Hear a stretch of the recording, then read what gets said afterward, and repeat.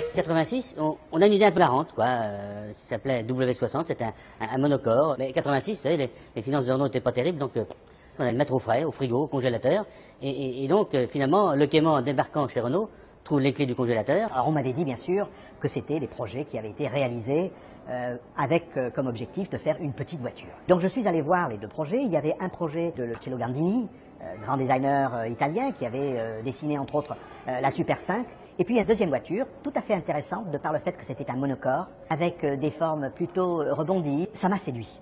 Et j'ai fait un petit croquis de l'avant, croquis qui reprend en fait l'essence de ce qu'est devenu la Twingo, c'est-à-dire une voiture avec une frimousse, avec une expression presque humaine. La première fois qu'on a vu le véhicule, je me rappelle très bien, une espèce de révélation, on enlève la housse et puis il y a eu un effet waouh, on a spontanément tous applaudi.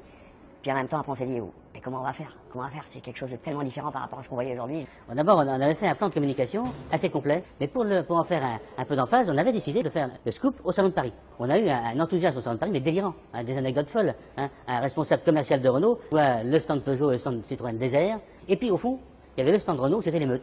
Dans une enquête, 20% de personnes étaient venues uniquement pour voir Twingo. C'est ce qu'on a appelé la Twingo Mania, quoi. Je n'ai jamais vécu quelque chose d'aussi fou, d'aussi enthousiasmant. Et c'est assez extraordinaire, c'est que bien sûr aujourd'hui elle est toujours dans notre environnement, on la voit, mais j'arrive difficilement à ne pas regarder une Twingo sans sourire. Tous les ingénieurs qui ont travaillé sur ce projet, eux-mêmes partageaient le même enthousiasme, c'est-à-dire qu'on a eu une architecture particulièrement bien adaptée à ce véhicule, et cette voiture elle est d'une très grande modernité par rapport à ça, de la même façon que des véhicules qui marquent leur époque, je pense à la Mini. La Twingo est vraiment dans cet esprit d'un véhicule qui va au-delà d'un registre formel de la machine. C'est un petit être vivant, c'est un animal, tout comme une Mini, tout comme encore plus je crois une Fiat Cinquecento. Donc voilà, nous étions, me semble-t-il, en avance. Il ne s'agissait pas de faire une deuxième Clio, c'est de faire une voiture qui amenait de l'additionnel. Alors la rendre simple, c'était mettre les vitres teintées en série, ce qui n'était pas le cas à l'époque. On a mis l'essuie-glace arrière aussi, de série. Et la banquette modulaire n'était pas aux séries au départ, on l'a mis de série. Et ça, c'est en écoutant le travail des concessionnaires, et c'est comme ça qu'on l'a rendu très simple finalement. C'est ça le jeu. Je baisse beaucoup partout, et puis je mets quelques trucs et des choses très fortes sur lesquelles je peux communiquer et typer mon produit. On disait sur Twingo que l'on ne faisait jamais les choses comme les autres. Et on peut dire exactement la même chose en ce qui concerne la publicité, puisqu'il y avait eu un cahier des charges écrit disant ce que l'on voulait faire et ce que l'on ne voulait pas faire.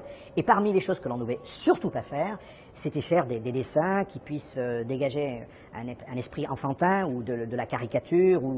Bon, il fallait au contraire souligner le côté adulte du produit. Et il y a eu le fameux dessin petit roulé qui était exactement ce qu'il ne fallait pas faire. Et on s'est mis d'accord tous, mais alors tous ensemble, on a dit c'est ça qu'il faut faire. En plus, on a mis en place une musique très joyeuse, qui résonne aussi avec le nom Twingo. Vous savez, c'est un mélange entre le twist, le swing et le tango. Et finalement, cette musique-là, elle était au service du concept très ludique. Et le claim, alors, il est fabuleux. À vous d'inventer la vie qui va avec. C'est-à-dire, c'est un claim d'un modernisme fou. C'était la voiture du bonheur. Elle a foncièrement réuni tout ce que l'on souhaite mettre dans une automobile aujourd'hui, en 2013.